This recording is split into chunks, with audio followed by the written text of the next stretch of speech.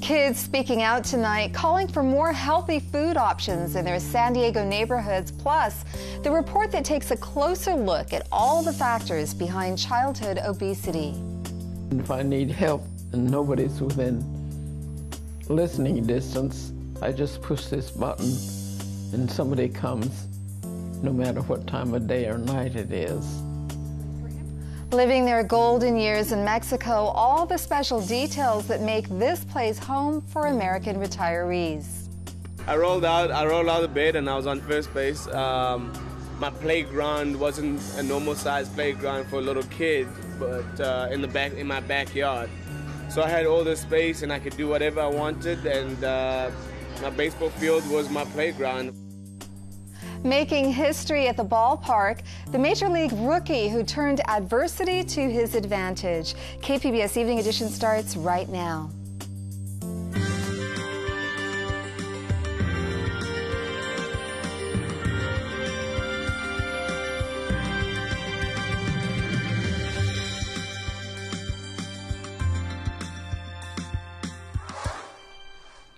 Good evening. Thanks for joining us. I'm Amitha Sharma.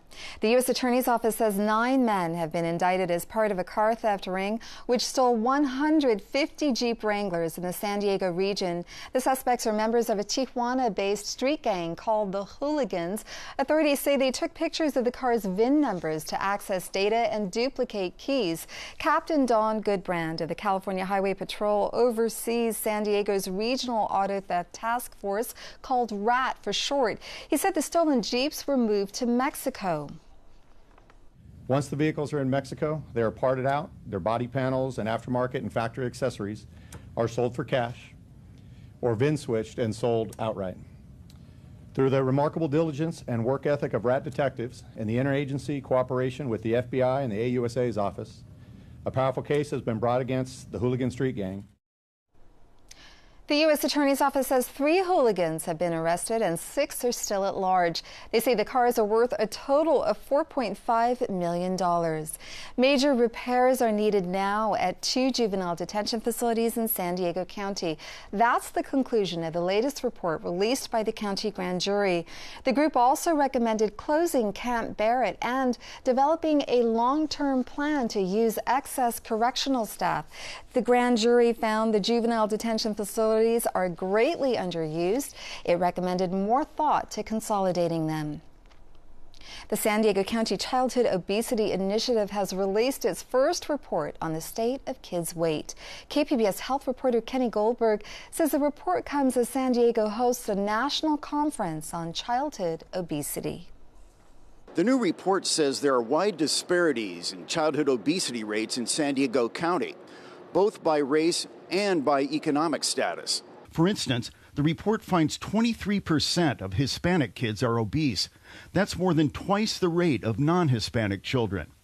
In the same vein, the prevalence of obesity among low-income children was 23%, more than twice the rate of those from more affluent families. Pediatrician Natalie Muth says she sees the health impacts of obesity, which include prediabetes, diabetes, fatty liver disease, sleep apnea, but also depression, anxiety. A lot of the children that experience obesity also suffer from bullying. There are many factors that contribute to obesity, including the lack of healthy food options. High school junior Miguel Molina lives in Valencia Park in southeast San Diego.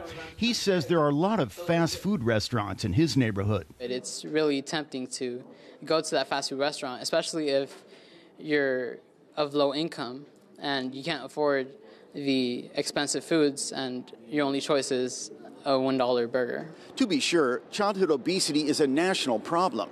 The Centers for Disease Control and Prevention says 1 in 5 children nationwide is obese. Reporting from downtown San Diego, Kenny Goldberg, KPBS News.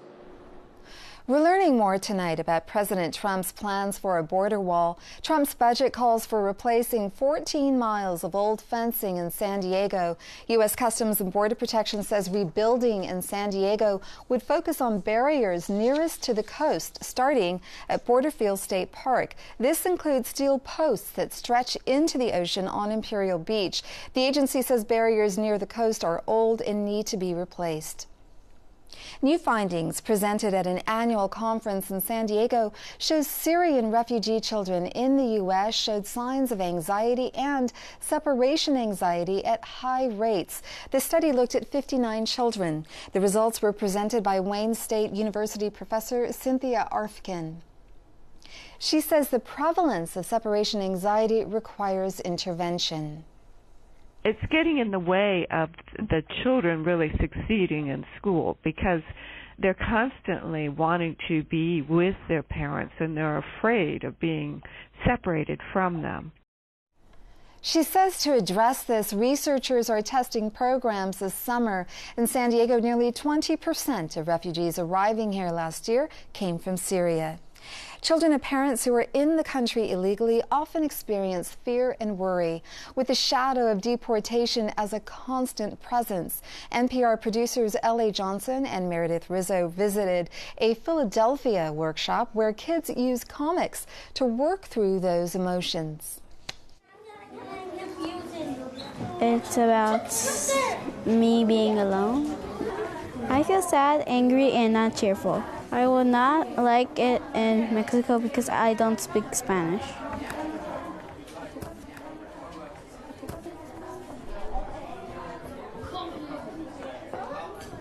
I'm Nora Iriarlitz, the person in charge of a workshop that's called Illustrated Stories of Immigration. So it started with having the conversations with kids about what's going on with immigration and ICE in their neighborhoods.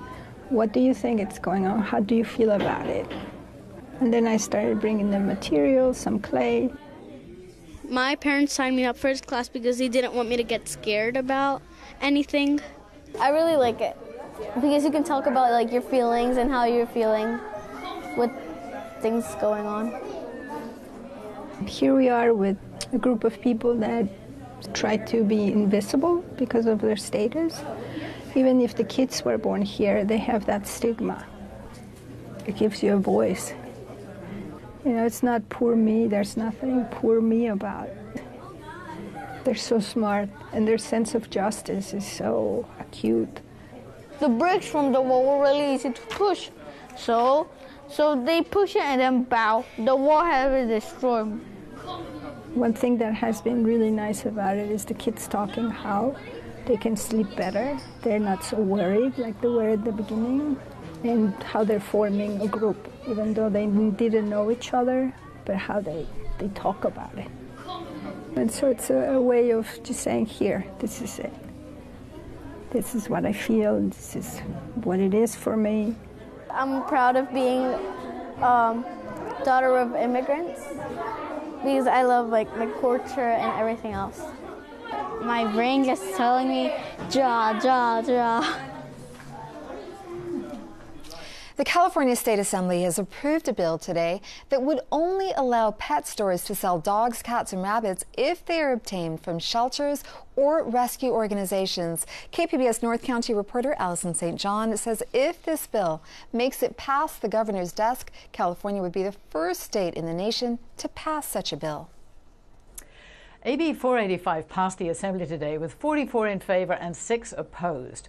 The idea behind this law is that while people buy pets from pet stores, there are hundreds, if not thousands, of animals in shelters looking for a home. Too many shelter animals have to be put down because they never find a home. And it's estimated the state spends $250 million to house and euthanize stray animals.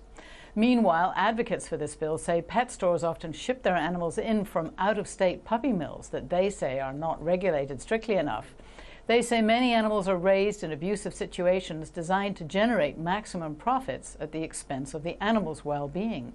In San Diego, there's been a gradual groundswell of cities banning puppy mill pet stores. In North County, pet store owner David Salinas was forced out of Oceanside. Salinas says the kennels are better regulated than the shelters, and he says banning his stores unfairly limits consumer choice. But there was some bipartisan support for the law. San Diego Republican Assemblyman Rocky Chavez spoke in favor of it today, saying his time on Oceanside City Council gave him an insight into how many animals had to be put down. The bill still needs to be sent through the Senate before it reaches the governor's desk. Allison St. John, KPBS News. Was the public shut out of key meetings over where to put radioactive waste from the San Onofre nuclear power plant? It's a question looming over recently filed documents in a case challenging plans to store the toxic material near the shoreline. Records show in the year before the California Coastal Commission did this in October 2015. The vote is unanimous. Thank you. There were closed-door meetings that led up to the Coastal Commission giving Southern California Edison its blessing to store 3.6 million pounds of nuclear waste at San Onofre. Documents show Edison representatives and Coastal Commission staff met at least 3 times. September 26, 2014, January 14, 2015, and July 1st, 2015. Records also reveal they traded scores of emails. Edison reps and Coastal Commission staffers discussed drawings for the waste storage, the process and timeline, and opposition to the project. I mean, it has no concern for the public. Consumer lawyer Mike Aguirre has sued the Commission and Edison to get the permit to store the waste at San Onofre overturned. They were in partnership with each other, and the public was completely closed off from the process. Edison's plan to hold the waste at the plant site just about 100 feet from the sea was an idea that drew fierce criticism at the time from activists, including Ray Lutz, who had citizens oversight. It's really astonishing that this is the way business is done. KPBS reached out to Edison for comment. They responded with, quote, "We must decline your interview request," and then cited ongoing settlement talks over possibly moving the waste off-site. They did, however, suggest, quote, "The Coastal Commission may be a good resource." In a statement, a Coastal Commission spokeswoman said contacts are common and, quote, "especially for more complicated projects such as this." She also said, quote, "To allow the general public to attend such informal meetings would in many cases make them unmanageable. As for the closed-door sessions, they're legal."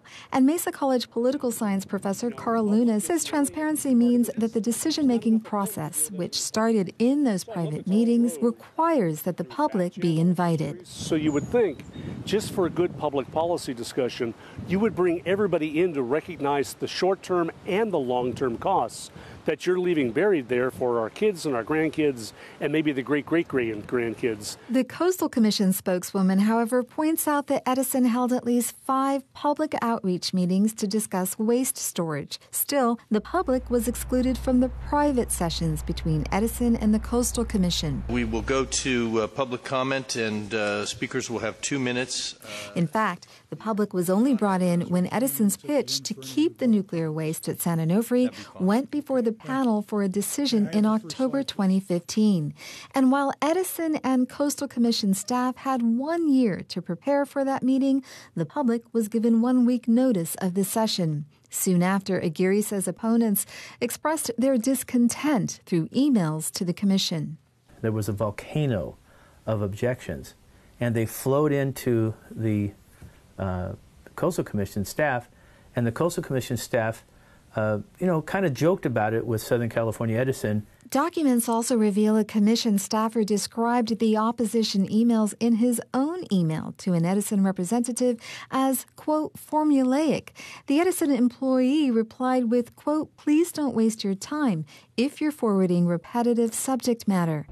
Edison's private talks didn't stop with staff. They went all the way to the top. Just before the Coastal Commission signed off on Edison's plan to store the nuclear waste at San Onofre, commissioners themselves disclosed their own private talks. Here's Commissioner Greg Cox at the October 2015 meeting. On October 2nd at 3:30 in the afternoon, I had a meeting in my office. Actually, it was meeting in my office with David Nish, and he was speaking on behalf of Southern California Edison. Commissioner Cox was hardly the exception. Documents show more than a dozen other private conversations were held between commissioners and Edison representatives ahead of the crucial vote.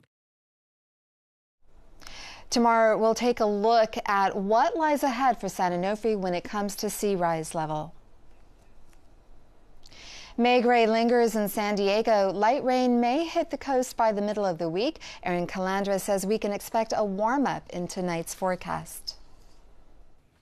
Well, today's not too bad of a day, but unfortunately, that's going to change over the next couple of days. So as we look right now at our radar and satellite, we don't see much of anything going on across the county. Maybe a little bit of cloud coverage here up near Borrego Springs, but that's going to change as we head into the next couple of days. We're going to see increasing cloud coverage mainly along the coast. So for tonight, 62 degrees for the overnight low, increasing clouds. These aren't just those morning clouds we typically see, but we're actually going to see clouds throughout the day. It's going to be pretty overcast, actually, through Thursday. So taking a look tonight, Borrego Springs and Mount Laguna are pretty clear. The clouds, though, are thickening here along the coast, and temperatures are pretty mild. We're at 49 degrees in Mount Laguna, 65 in Borrego Springs, and along the coast, we're in those upper 50s to lower 60s. Well, here's what it looks like. We have this cool air coming in on Wednesday off the coast. That is certainly going to contribute to the cloud coverage. We're even going to see some light rain, mainly in the morning hours on Wednesday into Thursday as well. So here it is for tomorrow. Light rain along the coast. Inland, though, we should remain dry. Very warm in Borrego Springs, 95 degrees. A bit cooler in Mount Laguna at 67. Taking a look at the late week, it's going to be very wet across the south all the way up into the northeast. But for us, it's going to improve. It's going to be dry, and temperatures are going to be right around average, a bit warmer than we're seeing today. So Thursday, clouds, then sun, and it's going to improve throughout the week. Much more sunshine. Temperatures are very comfortable in the 70s. Inland, a bit warmer as usual. Lots of lots of sunshine. A little bit of cloud coverage here on our Wednesday and Thursday. Temperatures peaking at 81 degrees on Saturday, and in the mountains, a bit cooler. Temperatures are very comfortable. The upper 60s to lower 70s, mainly sunny skies, and in the deserts, it's hot as usual. 101 degrees on Saturday. Other than that, we're in the upper 90s with plenty of sunshine for everyone. For KPBS News, I'm Erin Calandra. Can you imagine picking up your life and moving to Mexico? Now, imagine you're 80 years old and have never been to a foreign country before. That's what thousands of retirees are doing.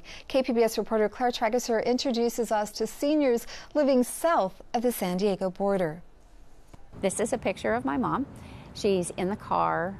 We're taking her out to lunch at Applebee's, I believe it is, in Rosarito. Yes, there are Applebee's in Rosarito. Susan Cusick is showing off pictures of her 94-year-old mom, Adrienne Hansen. And they fixed her hair up really pretty, and so she was feeling good that day. Her mom has Alzheimer's. She was doing crazy things like wrapping up the phone in sheets and putting it in the closet and going down to breakfast at 3 a.m. and stuff like that. I would lay awake all night, terrified. She needed a 24-hour assisted living facility, and quickly. But she found prices in Southern California started at more than $3,000 a month. I mean, it can get $5,000, $6,000, $7,000 a month, and we just didn't have that. So I was stuck. I have to keep working. I'm the only child, and so I couldn't take care of her. The average cost of assisted living in California is $5,000 a month for people paying with no government assistance, according to the group California Advocates for Nursing Home Reform. So Cusick started looking for other options and found one, Serena Senior Care, where she pays $1,800 a month. The only catch? It's down a long dirt road across the border in Rosarito, Mexico.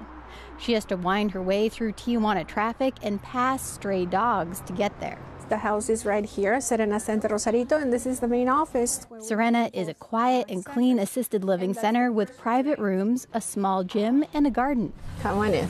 Operations manager Marisa Molina shows us around. So this is the main entrance to the house. And since we have an interesting mix between Mexicans and Americans, sometimes it's American food, sometimes it's Mexican food.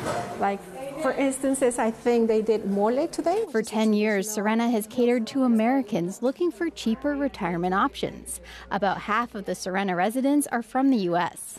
And when you're inside, it's easy to forget you're in Mexico. The signs are in English and Spanish, and most of the staff speaks English. Don't you want to finish something? No? Oh, no come mucho ahorita. Still, there are reminders that the center is in a foreign country. Reminders like the TV that's always on in Spanish. And when residents go out on trips, it's noisy and dirty. Pauline Adams had never been to Mexico before moving to Serena, but she likes her new home. They have very good food, and if I need help and nobody's within listening distance, I just push this button and somebody comes, no matter what time of day or night it is. For the 14 Serena residents, there are 3 caregivers during the day and 2 at night. That's a similar ratio to many California assisted living facilities. There aren't the same regulations as in the U.S., but Serena staff are trained to work with people with dementia. There are also nurses and nursing assistants on staff. I'll ask your caregiver right now, okay? Okay. All right. Susan Cusick's mom, Adrienne, was raised in the U.S. and doesn't speak Spanish. Absolutely none. Doesn't even know the word taco. But Cusick says her mom likes Serena, especially the food, even the tacos, and doesn't want to leave. The whole attitude of the Mexican culture is much different than that of American culture. They practically revere their senior citizens, and they take very good care of them. In fact, Cusick is so pleased that she also hopes to retire to Mexico. Claire Tregesser, KPBS News. You probably know about Balboa Park, Mission Bay, and other big parks in the city, but what about small parks near your home? A new website lets you find lesser-known parks near any address. You can go to the website, getoutsidesanddiego.org, type in your address, and see all nearby parks. The site lists amenities at each park, including playgrounds, ball fields, and dog parks. The site is funded by the San Diego Foundation, which is a nonprofit organization. Katie Rast, the director of Community Impact, says it's meant to increase access to the outdoors. We are so lucky to live in a place where we have mountains and seashores, yet we have a fairly complex system of open spaces, and we may not even know what is around us. Get Outside San Diego also lets you search by a specific activity and see all the parks in the county with that activity. For example, swimming pools or hiking trails. Coming up on the PBS News Hour, new and persistent questions remain for the White House over the Russia investigation, and former head of National Intelligence James Clapper weighs in on reports about an alleged back-channel communication effort between Jared Kushner and Russian government officials. The objective here was to use Russian secure communications as the mode of this dialogue or this communication. That is, I'll say, curious. Why all the cloak and dagger secrecy? And the simple care that could revolutionize care for premature babies. That's tonight on the PBS News Hour, starting at 7 o'clock right here on KPBS.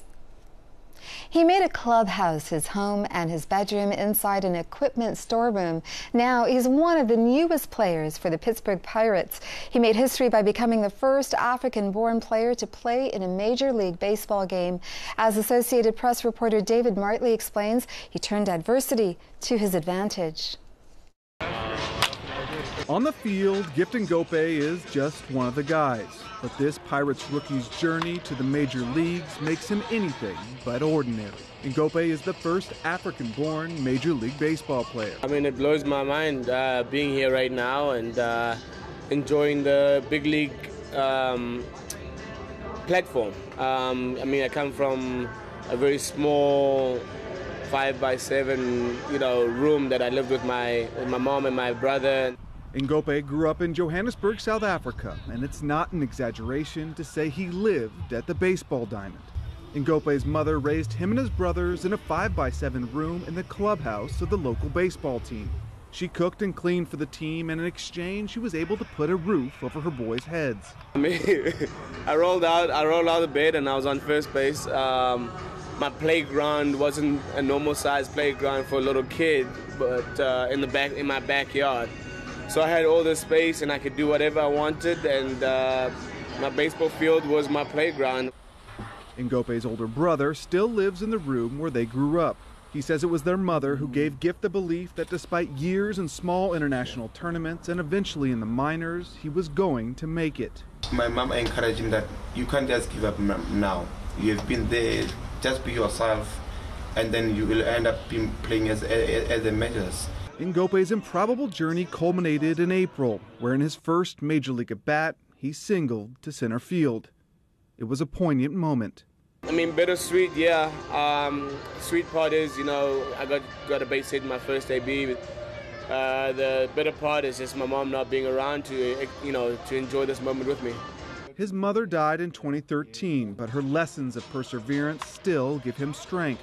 A strength that led him from a field in South Africa to now playing out his dreams in stadiums. David Martin, The Associated Press. Here's a look at what we're working on for tomorrow in the KPBS newsroom on Morning Edition. The Smart Fin, how this citizen science project helps researchers fill in the data gaps on coastal water quality. That's tomorrow on KPBS Radio.